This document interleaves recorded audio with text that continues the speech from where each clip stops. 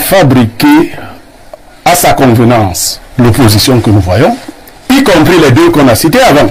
Quand je le dis souvent, les Camerounais disent non. La vérité, c'est que si on nous dénude, nous tous, nous ne serons pas nombreux à être opposés à Biya. Mais nous nous opposons à ce que Biya a. Le jour où nous aurons l'idée de nous opposer à Biya, Biya partira. À tous ceux et à toutes celles qui continuent à se poser les questions, à savoir que fera le MRC une fois au pouvoir.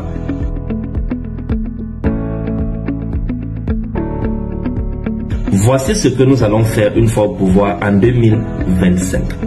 Dans le cadre de la réforme institutionnelle et politique de notre projet de gouvernance, une fois au pouvoir, juste après la prestation de serment du président Maurice Kamto, qui certainement sera élu président de la République en 2025, il va signer le décret d'application de l'article 66 de notre Constitution qui a été voté depuis 2006. Et il servira d'exemple au premier chef. Il va, en tant que chef de l'État, déclarer tous ses biens devant le peuple camerounais. Et son gouvernement prendra le relais en déclarant leurs biens devant le peuple camerounais, c'est-à-dire le Premier ministre et tous ses gouvernements vont déclarer le bien devant le peuple camerounais. La deuxième action qui sera menée, c'est la visite officielle du président à l'intérieur du pays qui sera effectuée dans les zones anglophones du nord-ouest et du sud-ouest. Dans le cadre de la volonté du gouvernement Kamto à accélérer le processus de résolution de la crise anglophone qui perdure déjà parce que nous sommes fatigués de continuer à voir nos compatriotes tomber dans le théâtre des opérations dans le cadre de cette crise-là. Je parle des forces de défense et de sécurité et des forces de maintien de l'ordre, ainsi que les séparatistes. Tous sont des Camerounais. Nous allons mettre donc sur pied, comme deuxième action, dans le cadre de cette visite, un cadre légal d'incitation au dialogue inclusif pour la résolution de cette crise, car tout le monde sait que la solution de la militarisation a lamentablement échoué. Troisième action, nous allons mettre sur la table le débat sur la forme de l'État. Bien évidemment, tout le monde sait que le MRC est favorable au fédéralisme. Et ces débats pourront se passer à travers une conférence nationale souveraine ou à travers la voie référendaire. Parce que n'oubliez jamais que le Cameroun anglophone et francophone sont devenus un État fédéral à travers le référendum. Merci de nous avoir suivis pour cette deuxième partie de ce que fera le MRC une fois au pouvoir. Je vous remercie.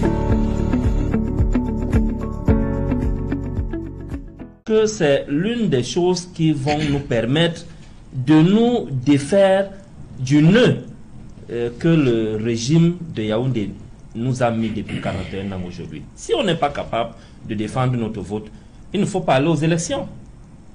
Ce n'est pas un appel à la rébellion, mais c'est un droit constitutionnel même.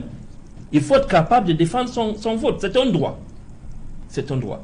Donc, il faut que les Camerounais soient vraiment mobilisés. Et ça commence effectivement par les inscriptions massives sur les listes électorales. C'est un chantier. C'est un chantier et qui a un engrenage qui se suit.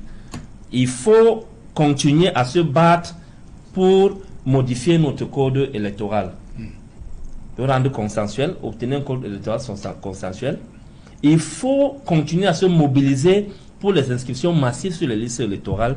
Et je profite de l'occasion pour féliciter davantage et encourager mes amis politiques du MRC, de la fédération départementale, de la fédération régionale du littoral, et la fédération départementale Douala 5e et toutes les autres fédérations à travers le pays qui se mobilisent beaucoup plus cette année depuis le mois de janvier 2023 que les listes se sont pour les inscriptions massives. Donc presque chaque dimanche, pas presque chaque dimanche, ils sont sur le terrain au moins 3-4 fois par semaine. Ils se mobilisent jusqu'aux fédérations communales. Donc je les encourage, j'encourage également les autres partis de l'opposition et même le RDPC à continuer à se mobiliser. Mais il faut qu'on soit prêt à défendre nos votes. Et je suis d'accord. Je vous rassure une chose. Je ne le dis pas encore. Je vais le confirmer dans les tout prochains mois. Mais si moi, William Pierre Emmanuel, fils de William Pierre, feu William Pierre et de Ngoloura Angèle, je me porte candidat pour la députation dans ce pays, le régime ne volera pas mon vote. On ne volera pas mon vote parce qu'on ne vole pas mon vote. On ne vole pas mon vote. Si je passe, j'irai à l'Assemblée nationale. On n'envisagera jamais une alternative pour laquelle on pourra voler le vote de Bignam dans ce pays. Que je sois candidat pour l'élection municipale ou législative. Jamais de la vie. C'est pour dire que le régime de Yaoundé doit savoir que les Camerounais sont plus que jamais mobilisés pour 2025 ou avant. Les Camerounais dans leur entièreté, la société civile, les formations politiques de l'opposition, nous sommes prêts à ne plus subir une forfaiture de trop. Okay. Merci. Bien. Basile, l'opposition en train de se préparer en 2025, ça risque d'être chaud bouillant. Hein? Mais c'est tout ce que nous attendons. Pour vous relancer, s'il vous plaît, il y a, Pierre, que l'approche, même au niveau du MRC, cette approche est dénoncée par d'autres leaders de l'opposition, le fait d'aller choisir directement un candidat qui est Maurice Kamto, voilà, au lieu de discuter à la base pour s'entendre sur les projets et voir qui peut le mieux porter ces projets-là sur le plan national. Ni John Fundi n'avait discuté avec personne pour qu'il soit porté à la tête de l'Alliance pour le changement. L'Union pour le changement. L'Union pour le changement. Personne. Ok. Ce sont les autres partis politiques et les mouvements de la société civile qui l'ont porté sur un certain nombre de critères. Maurice Kamto n'a jamais demandé à qui que ce soit de le porter à la tête d'une alliance. Il aurait pu dire non à Nietzsche. Non, il ne peut pas dire non. Lorsque les gens manifestent l'amour pour toi, lorsque les gens estiment que tu portes l'espoir des millions de Camerounais pour les représenter à une élection, tu ne peux pas dire non à ces personnes-là. Ok.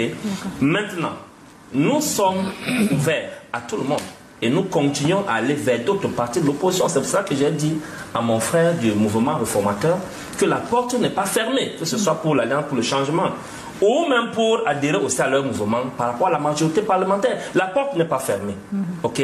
Ce que les Camerounais, moi, en tant que Pierre Mayen Bignam, SGA du MRC, le message que je vais envoyer maintenant aux Camerounais qui me suivent, c'est que le régime Biya, le RDPC, vous ment. L'opposition n'est pas divisée. C'est eux qui ont toujours mis les moyens et les stratagèmes pour diviser l'opposition. Nous sommes unis. Nous avons toujours été unis. C'est pour cela qu'on a battu à plate couture à travers le candidat de l'opposition pour la majorité, c'est-à-dire que l'Union pour le changement, on a battu Paul Biya. Avec Foundi, le chef de l'État est toujours là. Si on l'avait battu, il ne devait pas être là. L'opposition n'est pas si divisée que ça. Qu'ils ne disent pas ce soir que le mouvement réformateur et le MRC, nous sommes complémentaires. C'est bien compris. On va aller... L'objectif, c'est faire tomber le régime du RDPC. On va attendre 2025. On va aller au Canada pour prendre Vincent Sosten Fouda qui réagit parce que désormais, vous le savez, dans le débrief, il y a la voix de la diaspora qui compte également sur les